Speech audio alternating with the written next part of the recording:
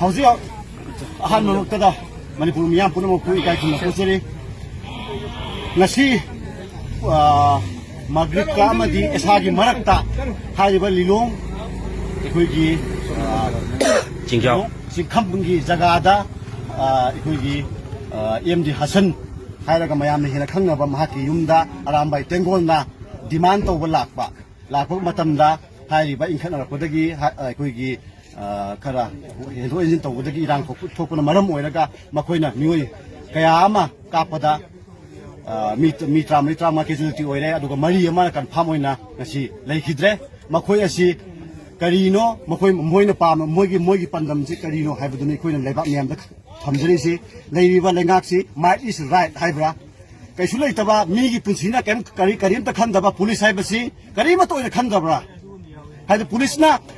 khulai phong na paira ka public taki lut tawbana ya aduga garida de nampa film na pana police na phari aduga khulai puraga phong na koi gi LMG puraga satpana phade mi hal puna phade lilong police amadi thowan police ngasi yengaga leiri hariba thodo osida masida duki angang kaya aki akhang kaya huji thoaga leire amadi mikap mirau khultna nillaga lilong da leire haibase lebak miyamna khangbiyo tasengna arambaigi pandam ase karino haibado haibadi makhogi pandam si manipur se thugaibra haibadi manipur kanbara haibado mayek sena khanganbiro manipur maitai panganda masi haijaraga ai manipur gi miyam maroina tambak leibiriba sin nauksing aduga lilonggi praja punamaktaina khunolga apel tokjari madudi usik thoiba thodok yamna nuaitaba marane jidaba misam singda khut tharamba masisi khoi taraine logde athoba matamda khudakta khoi usik police mayamna khoi tan tanaraga khoi marane basing pharga athoba matamda ain gi oiba charak pinan ba tawgani aduna yaringai praja punamna laibak ki usik thoiba wa thoklan thoksi yengiraga makha tana chobo irang thoktanaba marale basing du phabada sarkar bu mateng pangbiu ai bu mateng pangbiu haidna ai maroina lilongi praja ipaipal imai wil singda ai khunnon jaraga ai apil tokjari oinana hairiba marale ba miyoi sing adu athuba matamda nakoina sangjaro natragne nakoigi mathakta sarkar na matik chaw chap chaw accelerator pa matamda nakoina madu waru roidebani akoi government gi oina nakoibu mingonda nattaba lamchat chatpa ahen ba saja chatpagi mingonda khud thabagi dam ta chap chaw sera sarkar soidna pigine habsina khoi harisine aduna lilongi praja amadi mani tampakta lebiri china praja punamangna kara puning phathabiraga sarkar bu thajaba thambiraga aikhoina ain gi ba thabak tawbada mateng pangbiu haidana me andai ai sirien tariche ai me am chelai je arabti gi mera bai bi secretary amadi udako gi secretary yawire ai samak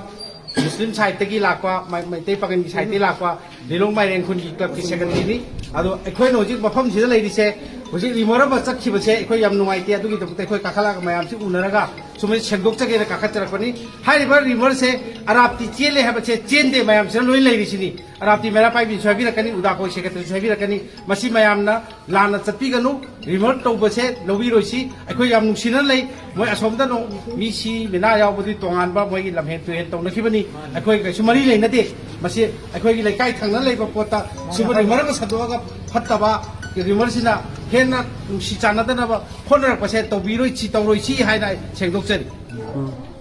Hauji kanogi akhoi sida update ang ta tawjagi na live se tharak pani ado lilongi da uje arambai na changsalaga nongmai kapi kapte ha baje hujik maki oina di confirm se tadri tawbu demand tawbu changai ba mi singjina arambai gi ming do sizinaraga changakpagi damakta praja mayam jina arambai ne habine do hujik se rumor ama yam kana tholai ye ba tai da taisan ngamdraga arambai da taisan nei khonai haiba sigum report ama khoina taba fangi se masi yam nungai jade maram de hujik mi si ba yauri mi ani hum sire adudagi gari ani hum gypsy ani hum changaga yum mama da nongmai kapsalambani asi ana kaya yauri lokhatta busu yauri adu moy tai ju chen gi bukot ki busu yauri adugi marak sida ngasai gi hauji issue je divert tawba ya bai mong am uri je masi myam tawbi da bana fagani mi je si ba yauri bani na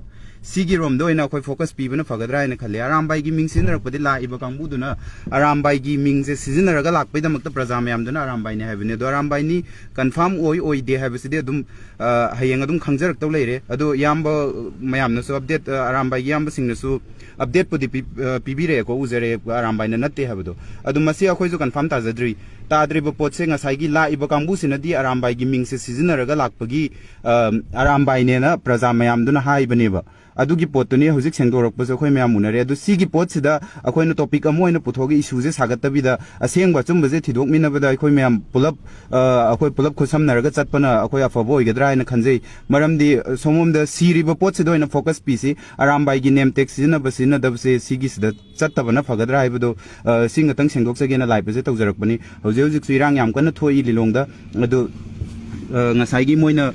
demand तब चंगकपसिद मिंगदो सिजनबैदमक्ता प्रजा मयामजिना आरामबाई गी मिंगदुदा तौबनेबद सिरे हाइबसिदि चुम्मे लाइबा नोंमै कापमिबा सिंगजु मितै इचिनाव सिंगने हाइबसे सिमसु confirm ओइरे 100% अदु कनाना कापमबनो करिनो हाइबदुदि हौजि फौगी confirm ओइद्रि अदु तमना तमना दुम confirm ओइजरक तौ लेरे मयाम सि फोदि ngaiबिरगा हौजे हौजिक सिरिबा अखोइगी सिदा सोइबा मयाम सिदो इना करिगिदमक्ता नोंमै कापसनबनो युम्ममदा गरि मरि मंगा चंगसलगा नोंमै कापसनबजे लेप्तना अदुगा लाई खुरुमबा चलुबा मी याउना असि अना नंगहनबसे मसि करिगिनो हाइबसिनि मसिरा अखोइगी चाही हौबगी अखोइगी पाउंग बिरेलना अखोइ मयामदा पीबा खुदोल से मसिरा सिने अखोइना हंगनिंगबसे अदु अखोइगी न्यू ईयर गी नुमित अखोइगी चाही हौबा नुमित सिदा पीरिबा खुदोल मणिपुरदा शांति लेरे हरसे मसिबु कदाइदा शांतिनो मी असि अना यावरे अदुगा लिलोंगदा सोए अदुगा रूमर के आमज संदोई कुकी अखोइगी अराबतिरोमदा चंगसले या सोमदा चंगे हाइबा सिगुम्बा रूमर अदुगी कापनी खोटपने हाइबा रूमर मे आमज संदोई सिमजो आई फेट अखोइ वखल तामिनसि कनामता सोमोमदा अखोइगी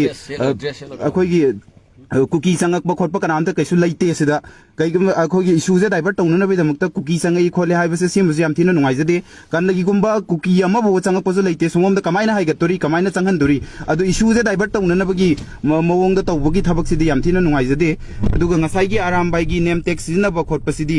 हयेंग अदुम खंगजरक तौ लेरे तमना तम लेरगा अदुम खंगजरक तौ लेरे मोइना चंगकपदा आरामबाईने हारगा सेनगी डिमांड तौबा चंगागदि प्रजा मयामसिना आरामबाईने हाइफमजे थोक्तबरा अदुबो यामबसिंगने सेंगदोकपिरकबगी मतुंगिना आरामबाई नत्ते हाइबसिदि हौजि नोटिस अखोइ उजरे अदु सिगी पोटसिदा अखोइ पुथोइजेबा हौजे हौजे सिरिबा पोटसिदा इशूजे डाइवर्ट तौगिबा याबगी चांस यामना लै अदुने इशूजे डाइवर्ट तौहनदबिदा हौजे हौजे थोइबा प्रॉब्लम सिदा ओइना अखोइ फोकस तौबना फगदरा हाइबदो अखोइ अदुना अचुम बोइगदरा खनजै मरमदि अखोइगी प्रजा मयामजे कंट्रोल मांगा अगदी कैसु कनो अफब कैसु ओइनरोय अदुना पाउंग बिरेनसु ngसाइगी शांति लेरे हरिसिबु कराइदा लेरिबा शांतिनो मसि अमतंग यंगसनबियो अखोइदा तौरिबा पोटसे मसि अमतंग यंगसनबियो अदुगा सिदा नते मयाम अमा लेरे अदो आरामबाईगी मिंगदा आरामबाईगी चिलिनाउ सिंगसु गाड़ी लाकबा अदगी सेलगी डिमांड तौबा पैसा खाइबो सिगुम्बा मयाम अमसु अदुम यावरबनी अदगी लिलोंगदगी गाड़ी लाखिबसु अदुम यावरबनी ngasi ngaranggi sida adu आरामबाईगी चिलिनाउ यामबा सिंगसु करिनो हाइफेतंग मसि थिगत पिरगा असेंबा सुंबदु पुथोकपदा मतेंग पांगबियो हाबदनि थमजनिंगबसे